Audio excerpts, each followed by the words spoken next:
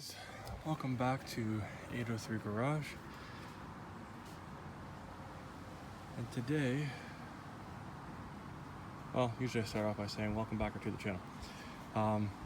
Today we're going to be ripping out all this rotten 2x4 here, and so that's all got to come out. I got a bunch of 2x4s and stuff, and then we're going to be installing the Skylight, so to speak. We'll see how far we can get with it.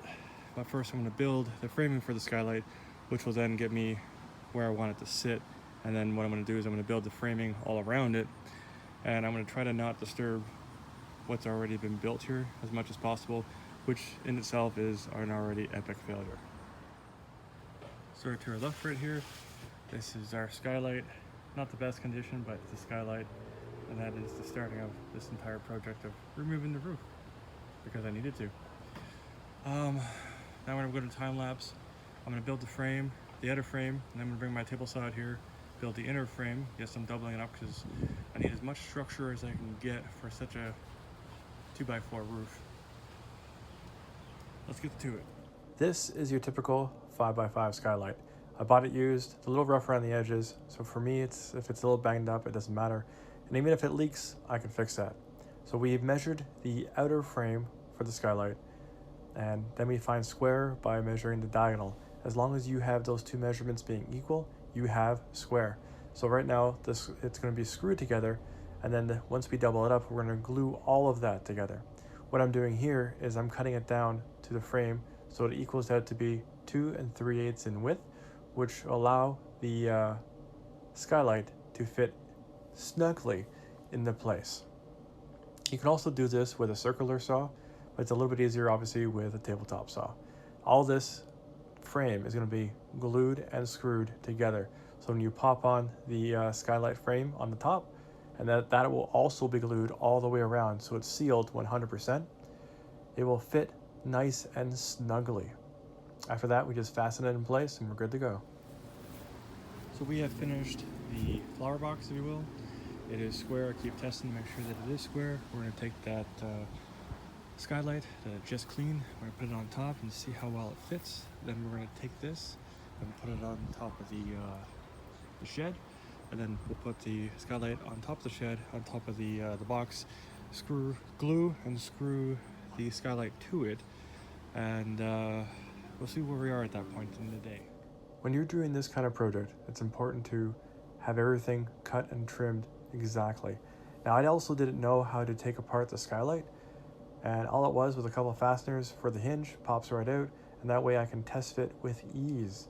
I had to take 1/8 of an inch out of both sides of the frame to have the Skylight vinyl to be fit in place perfectly. Okay, so on here, we're tight, that's a little up, I'll pop that down in a second. So it looks good. Where's my rubber mallet? Just want to confirm.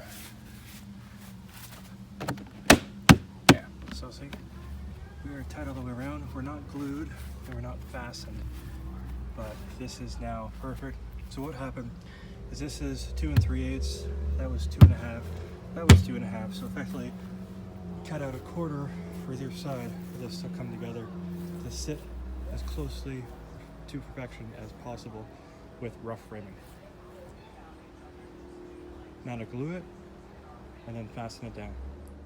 Now that all the hard work is done, we just scrape out the old sealant, put in the new stuff. I went around twice just to make sure everything was 100% covered, and we gently place the frame on top of the wood structure. And then at that point, once it's all nice and snug, hammer it all into place with the mallet, and then use the fastening hardware to secure it all. So the frame is now installed, ready to put it up on top of the shed for safekeeping.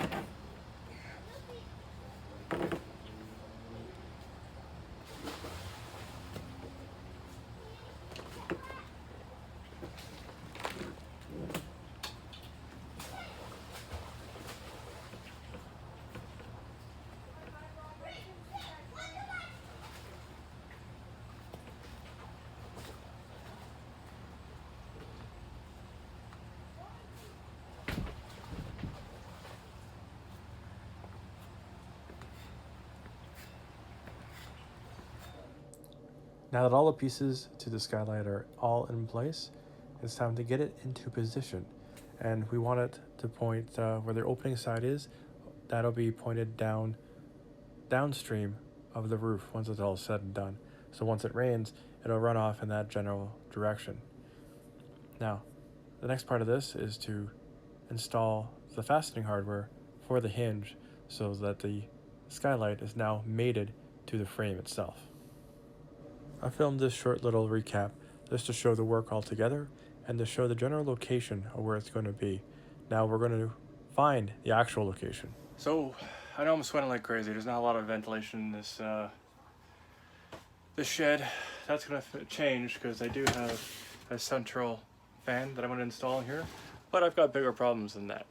So we're going to flip up and I'll show you the ceiling. We're talking about how to install a skylight. This is my magnificent ceiling. Now, I installed these lights long before I had picked my skylight. I was looking for 4 feet.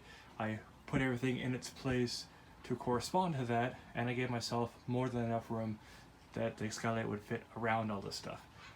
My guess was awesome. I just want to take the opportunity to insert a couple photos that my security cam took while I was making some measurements and planning out what I was going to do. This is me talking to myself to the phone and recording the video you just saw. So without further ado, we'll get back to it. Just wanted to be a little ludicrous. Anyways, that all being said, to typically install a, I'm just gonna close the door, neighbors are kind of loud, skylight, you want to mark it out where you want it to go. And then at which point you want to center it to the room, which is in my case, unless you want it off to the right or off to the left, wherever you want it. You make your marks. And then you cut the drywall, in this case it's going to be plywood, and then you frame it accordingly. So we know by looking at the plywood here, there's a rafter running this way. I know the 2x4. Going that way, there's one right there. So you have one going here, there, and there. So those are the ones I'm going to cut out. They're going to be non-existent. I'm not doing that today because it's going to rain tomorrow and the next day, which is awesome. But I'm going to be working in between all that, and hopefully I can get this done before it floods the inside of my shed. It's kind of crazy, but this is how it's got to be. I asked for a day off. They can only give me a part day, and Tuesday, which is supposed to be raining all day. So that's awesome. So now we have our corners. We check for square, so that's great. It's 47 inches approximately, give or take, this and that. Not that big a deal. This just kind of gets me where I want to be. And then once I have these screws going through the other side, because I had to rip off the roof because, well, ants, rot, this and that. I can see where the skylight is actually going to be placed, and I can frame it accordingly. Then I can adjust it afterwards to bring it in closer and all that, which I'll put into the video. I'm kind of doing this backwards. Usually, and I'll get back to that now, when you want to install a skylight, you don't touch the roof until the very end. You find out where you want it is, you open it up with the drywall, you get to your rafters. In this case, they're 2x4s, I just call them rafters. And well, they're acting as rafters. And I use that term loosely.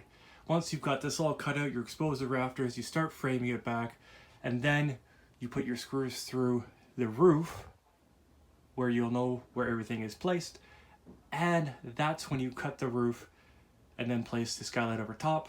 Obviously you'll cut the shingles 6 inches back. We'll get to all that kind of stuff when we actually fully install it, but this has been a giant process because I used old shingles. Anyways, this is where we are today. Thanks if you're watching this far. I can't believe the mess I've made for myself, but it is what it is. At least I caught it before it damaged anything inside.